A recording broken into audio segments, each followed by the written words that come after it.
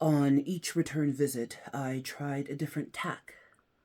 On the 10th day, it was pleading, remorseful. On the 11th, sullen, and promising grievous harm to me. On the 13th, silent and uncooperative. On the 16th day, sly. The truth of it, Grigor, it said, is that I've missed you. Our times together have always been exhilarating. Quixos was a cruel master, but you understand me. On that island, you called on me for help. Oh, we've had our differences, and you're a tricky so-and-so, but I like that. I think my existence could have been an awful lot worse than being in your thrall. So, tell me, what do you have planned? What glorious work will you and I do together? You'll find me willing, ready. In time, you'll be able to trust me. Like a friend. I've always wanted one of those. You and me, Grigor. Friends. Working together. How would that be? That would be impossible. Oh, Grigor, it chided. Silence, I said. I couldn't stomach its silky bohominy. I am an Imperium Inquisitor, serving the light of the golden throne of Terra. You are a thing of filth and darkness, serving only yourself. You are everything I stand against. It licked its lips. The Varric's canines were becoming ice-white fangs. So, why did you ever decide to bind me, Eisenhorn? I regularly ask myself the same question. I said, release me then. It whispered, cut me free from these pentagrammic bindings and let me go. We'll call it even. I'll go and we'll never bother one another again. I promise. Let me go. And that will be the matter done. Just how stupid do you think I am? I asked.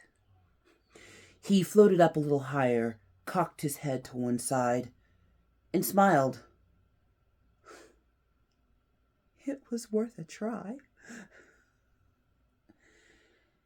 I was at the door when he called my name again. I'm content, you know, being bound to you. Really? I replied with disinterest. It nodded gleefully. It gives me ample opportunity to corrupt you entirely. Hey friends, it's me, the Ebony Otaku, the well-rounded nerd. I love Eisenhorn. I cannot get enough of his story. I need to start reading some of the later novels. I just love the originals so very much. And I just love the amount of tension talking about Eisenhorn being a heretic brings up, because we become very attached to the characters we love. And when we see them in a certain light, we don't want to see them in another light other than the glory we've assigned to them in our own minds. And you know what? That's okay. But, I mean, The demon Cherubal just said it himself. It gives me an opportunity to corrupt you entirely. So last time we took a look at Eisenhorn, we compared him to a real life person, someone who was complex and complicated, and also used the tools of the enemy against them. And even though ultimately what they did was the right thing, the means by which they did, well, some might debate that. But you still can't deny the result, right? Oskar Schindler was a member of the Nazi Party. He was a war profiteer and creator of munitions, even though he never created a bullet that could be fired. But he also saved more than 1,000 people at once from the gas chambers and the concentration camps. Because of what he did, there were generations that would live. Do the ends always justify the means? I thought this time I'd look at another character who might more closely be to Eisenhorn, who had to use certain methods to do the right thing. And we're going to stay in World War II because so much happened in that time period that we can learn from. And if you read through a lot of the other Warhammer novels, whether you're in Heresy or you've moved on into 40K, wherever you happen to be in the realm, you will find a lot of understanding of wars that have happened in these novels. The authors have done a very good job of breaking down why things happen the way they happen, and then what humans must do to rise up and hopefully take back from corrupted hands the lives that they once had. And in recent history, World War II offers a lot of those really good lessons. And there were a lot of people and players in that who were put into extraordinary circumstances beyond their control that they didn't ask for. And they achieved extraordinary things in the name of humanity and God. And I think there is someone that we can more closely compare Eisenhorn to. And that would be the legendary, one of the greatest of all time, one of the strongest women to have ever lived, to have gone through the greatest hardship, losing her home, her entire family, everything. And yet at the end of it still chose to stand on the side of good, of right, and her God. Let's talk about Cornelia ten Boom. Now, if you're unfamiliar with Corrie ten Boom, I would highly suggest reading the novel The Hiding Place, which I may do a reading from sometime when I get into more English literature.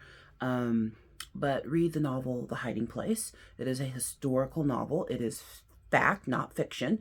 And it is around what happened with her and her family during World War II when the ten Boom family took on the task of hiding Jews from the Nazis being taken to concentration camps. It is a harrowing story. It is a true story. But it's also the story of, even though they did something great, of what doing great and good things in the name of God does do to a person. Even though right is right and wrong is wrong, it doesn't make doing right any less exhausting. Just because a person's doing what they should in the eyes of God, in the eyes of the law, in the eyes of what is right and true, doesn't mean that it doesn't wear a person down. It doesn't mean that you don't still have emotions. It doesn't mean that you're not still open on some level to those things that might corrupt us, that might cause us mental anguish. And I think she's even a more appropriate character because she goes through some magnificent moments, but she goes through some transformational ones as well, as she hits hardship after hardship. Now, I can't go through her entire journey because this video would be 7 hours long. Highly recommend reading The Hiding Place. And then actually there's a movie as well, The Hiding Place. And Corrie ten Boom herself gives a message at the end of that movie post-credit scene. So definitely go check that out. But let's talk a little bit about her because she might be even closer to Eisenhorn than even Oskar Schindler. So rather than just talk off the top of my head, because I just happen to have watched Schindler's List and studied that a whole lot. It's been a while since I've dived into Corrie ten Boom's life, so I don't want to get any of the facts about her life wrong. So We're going to read some of them. But Cornelia Arnolda Johanna Corrie ten Boom was born on April 15th, 1892. Goodness gracious, 1892, y'all. 2 centuries back. Anyway, and she died on April 15th, 1983. So she was 101 when she passed. Can you imagine going from early industrialization all the way to flying across the world on planes? Like, that had to be a mind trip. Anyhow, she was a Dutch watchmaker and later a Christian writer and public speaker who worked with her father, Caspar ten Boom, and her sister, Betsy ten Boom, and other family members to help many Jewish people escape from Nazis during the Holocaust in World War II by hiding them in their home. They were caught. She was arrested and sent to Ravensbrück concentration camp. Her most famous book, The Hiding Place, is a biography that recounts the story of her family's efforts and how she found and shared hope in God while she was still imprisoned in that concentration camp. So Corrie ten Boom had a really interesting life. So when she was growing up, the career of a watchmaker, well, heck, any career that was hands-on, that wasn't domestic, at that period in time, were typically done by men. And she was the first licensed female watchmaker. So she's not only a humanitarian icon, I would logic that she is a feminist icon as well. Do it, Corrie ten Boom. But she was a female watchmaker, which is really unique. And as it says here, the family, grew up in Denmark. She did grow up in a Christian family.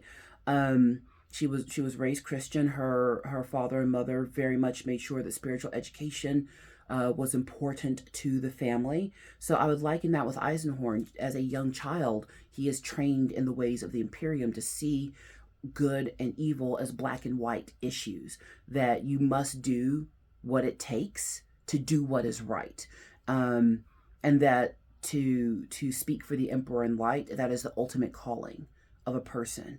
Corrie ten Boom was very much raised in her Christian household that the law of God supersedes the laws of man. And if you're ever faced with circumstances and a situation that would have you choose between God's law and man's law, you should always choose God's law. Maybe I should have talked about her before Schindler, but he came to my mind first. So very similar types of backgrounds. Remember, I'll keep saying it, good fiction is rooted in reality. That's why we can connect to the characters, the situations, and actually want to be invested into the story. So I'm going to read some more facts here so that I don't get them wrong, then talk a little bit more about it. And I'm reading from Wikipedia, by the way, just so that I give credit. I don't know if I'll get hand slapped because I didn't say that earlier. World War II. So in May 1940, the Germans invaded the Netherlands. One of their restrictions was the banning of youth clubs. In May 1943, a well-dressed woman came to the ten Booms with a suitcase in hand and told them that she was a Jew. Her husband had been arrested several months earlier. Her son had gone into hiding from occupation authorities and had recently visited her, so he was afraid to go back. She heard the ten Booms had previously helped their Jewish neighbors, the Wiles, and asked if they could help her too. Caspar, remember that's Corrie ten Boom's father, readily agreed that she could stay with them, although the police headquarters was only a half block away. A devoted reader of the Old Testament, he believed that the Jews were the chosen people and told the woman, in this household, God's people are welcome anytime. The family then became very attractive in the Dutch underground, hiding refugees and honoring the Jewish Sabbath. The family never sought to convert any of the Jews who stayed with him. Corrie and her sister Betsy opened their home to Jewish refugees and members of the resistance movement. As a result, they were sought after by the Gestapo and its Dutch counterpart. The refugee work which ten Boom and her sister did at their home became known as the Dutch Resistance, which sent an architect to the ten Boom home to build a secret room adjacent to them for the Jews that were hiding. An alert buzzer was installed that could be used to warn refugees to get out of the room as quickly as possible. Thus, the ten Booms created the hiding place. and I cannot say it in Dutch. The secret room was in Corey's bedroom behind a false wall that would hold 6 people. The ventilation system was installed for the occupants. A buzzer could be heard in the house to warn the refugees to get out into the room as quickly as possible during security sweeps through the neighborhood. They had plenty of room, but wartime shortages meant that food was scarce. Every non-Jewish Dutch person had received a ration card, the requirement for obtaining weekly food coupons. Through her charitable work, Ten Boom knew many people in Harlem and remembered a family with a disabled daughter whose father was a civil servant who was now in charge of the local ration card office. So she went to his house one evening, and when he asked how many ration cards she needed, I opened my mouth to say 5, and Ten Boom wrote in the hiding place, but the number that unexpectedly and astonishingly came out instead was 100. He gave them to her, and she provided cards to every Jew she met. Ten Boom's involvement in the Dutch resistance grew beyond gathering stolen ration cards and harboring Jews in her home. She soon became part of the Dutch underground resistance network and oversaw a network smuggling Jews to safe places. All in all, it is estimated that around 800 Jews were saved by Ten Boom's efforts. Now, I would love to say that they just worked hard and saved people through the war. And where this really connects to the story we're looking at is what Caspar Ten Boom, the patriarch of the family, said. No one who comes to his house is going to be turned away. And he is actually quoted as saying, we're only required to obey man's law if it does not go against a higher law. And the reason he says that is there's a scene in the Hiding Place movie, and I've watched the Hiding Place probably 500 times in my life. I watched it a lot growing up. I was very interested in World War II as a kid. I don't know why, but I read like all the Elie Wiesel books. I read everything Corey Ten Boom wrote and some others. Just wow. Because so much happened during that time period, and there's a lot to learn about humans and why humans human to one another and how we can be better humans. Anyway, I digress. But when the Dutch resistance learns of what the Ten Boom family is doing on their own, and they're just stumbling through the process of saving people, they're like, whoa, you gonna get somebody killed. They literally come in to assess whether or not this family is capable of doing the work that they're basically already doing of saving people, because they were stumbling through it. Like, she goes into this person's office that she helped a long time ago and hopes and prays that God's going to protect her and she's going to be able to get these ration cards and not get thrown in jail for asking for them. But it works. And God is protecting her through this. I mean, I've told y'all I'm a Christian. I'm sorry, but if you show up in a Nazi's office and take a risk on asking for something you shouldn't ask for, and they don't shoot you in the face, how else was she okay? Anyway, back to where I was. But they come in to help her so that they don't have to stumble through saving people, because they've learned how to navigate the methods of the enemy to save people. And they ask Caspar directly because everyone in the household is older. I mean, they've got younger nieces and nephews who help out in getting materials and stuff like that. But everyone who lives in that house is old. They're all old already. Corey and her sister Elizabeth, they're both senior. Betsy, they're senior citizen women already. And their father is a super senior citizen. And they ask him, old man, can you do this? And you're going to have to break some laws to do this. Are you ready? Do you know what you're getting into? And Caspar, Ten Boom, 10 toes to the ground.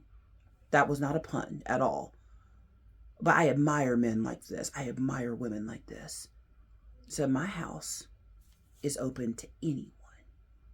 If someone knocks at that door, we're going to open it and we will offer them refuge. And when they ask him, are you ready to break laws to save people? He said, I'm not breaking any laws. God's law trumps man's law. Bring it. And that's me paraphrasing. But what an amazing human being. What an amazing example. And they saved so many people. And the network they built up inside and outside of the Gestapo, they used the Nazis' own tools against them. They were able to get enough ration cards to feed people.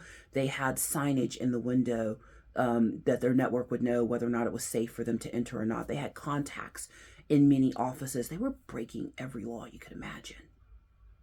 But those laws were set up to subjugate and oppress people. Those laws were set up to enslave, slaughter people. And they did what it took. They used the enemy's tools against them. much like Grigor Eisenhorn. Because one of the unfortunate byproducts of war, of human conflict, is putting people in the position to have to make choices they never would have had to make otherwise. And the Tin Booms did that. They did that. Why Corey is a more fitting figure is I wish I could tell you that it was a happy ending for the family. It wasn't. They were betrayed. Someone got planted in that house pretending to be a Jew in need, got all the intel, and then turned it over to the Gestapo, and the house was raided. Now, all the Jews who were in the home at the time managed to get to the hiding place, and someone later released them and got them out and got them to safety. But the Tin Boom family themselves were all taken to jail. They offered Casper Ten Boom, who was nearing 100 at the time, because he was an old, respected man. The Gestapo general, sergeant, whatever they're called, at the time, actually, and this is in the movie as well, and it's in the book, so this isn't me making it up, it happened. They look him in the eye and they say, "Old man, if you can behave yourself, you're old, you're respected, we'll let you die in your house. It's just, you shouldn't die in jail. But you have to promise us all this hiding place business stops." And again, Casper Ten Boom, the goat, he looks at them and says, "I will open my door to anyone who knocks."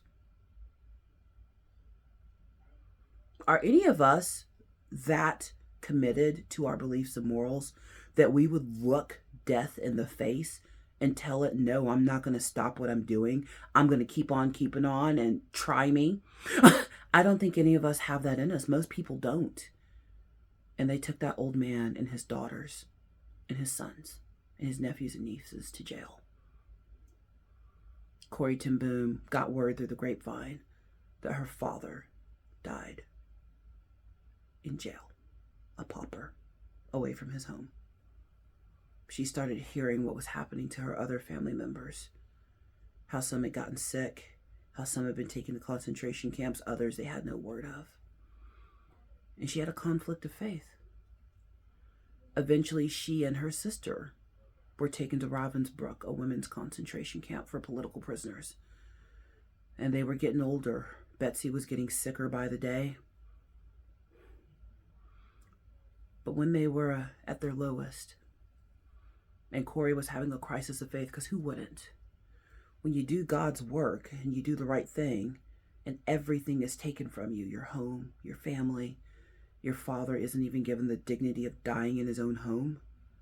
She had a crisis of faith. Most people do at some point, because life is hard. And sometimes extraordinary circumstances that no one asked for happen.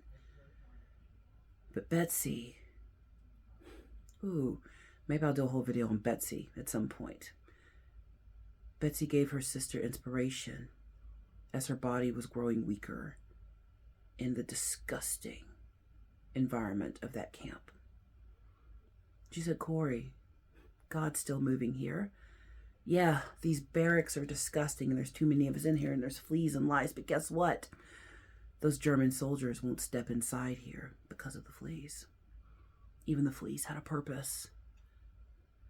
She said, "Corey, our father's at peace.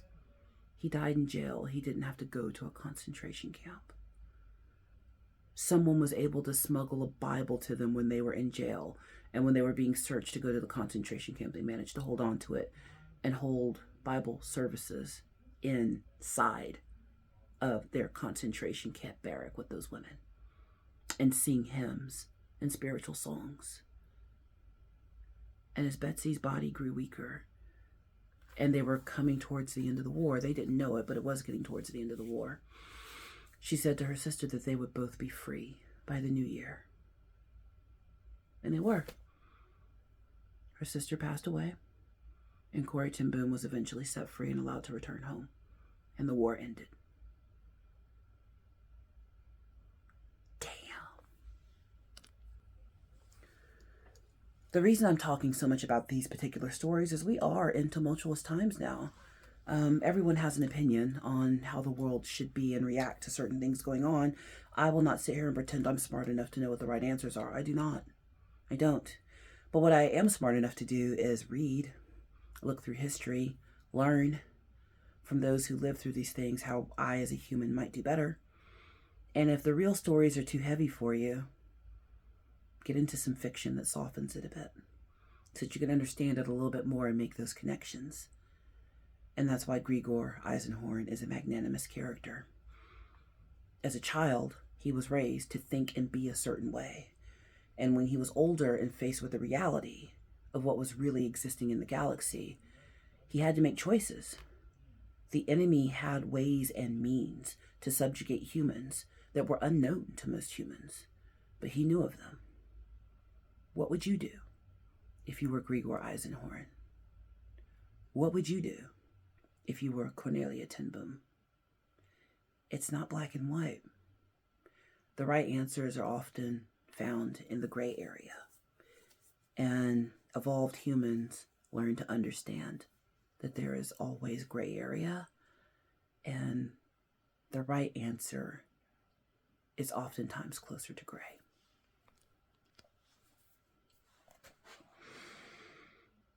On the 19th day, it nearly got me. When I entered the hold, it was sobbing on the floor. I tried to ignore it, checking the sigils, but it looked up. "Master?" It said. "Verwerk." "Yes, please, Master. It's gone away for a moment, and I have control again. Please cut me free. Banish it." "Bastion, I forgive you, Master. I know you only did what you had to do, and I'm more grateful to you than you could know that you chose me, worthy for this desperate work. But please, please, while I have control, banish it and release me from its torture." I approached it, gripping my rune staff. "I can't, Bastion." "You can, Master. Now, while there's a moment clear, oh, the agony to be locked in here with that monster.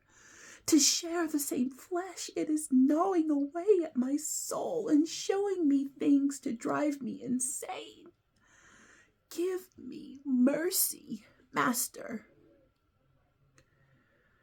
I reached out and pointed to a complex rune inscribed on his chest. "You see this?" "Yes." "That is a rune of voiding. It is an essential part of the binding transaction. It empties the host of any previous soul so that the demon can be contained. In effect, it kills the original host. You are not Bastion Verwerk, because Bastion is dead and departed from this flesh. I killed him. You mimic his voice well, as I would expect, because you have his larynx and palate, but you are Cherubel." It sighed, nodded, and floated up again to limit its chains would permit. "You can't blame me for trying." I slapped its face again, hard. "No, but I can punish you." It didn't react. "Understand this, demon. Binding you, using you, that has cost me dearly. I hate myself for doing it, but there was no choice. Now I have enslaved you and become my primary's life decision. I am going to take no chances. The correct containment of you will now become my primary life devotion. The history text will not remember me as a man so driven to accomplish things he got lazy and slack. There is no escape from me now. I will not allow it. You are mine and you will stay mine." "I see. Do you understand?" "I understand that you are a man of the highest piety and resolve." "Good. Just one thing. How does it feel to be a murderer. It's a deep one today. I didn't know I was going to go that deep. But it's an interesting story, isn't it? Go read about Eisenhorn. It's a good one. Especially if you have trouble making headspace for certain things that are happening. Get out of reality and get into some good fiction. It helps. It helps digest things and put them in a perspective that makes them more, what's the word? Palatable? No, not palatable. That's not the word. Makes them easier on the mind to understand. So as usual, please like, comment, and subscribe. And I will see you in the next one.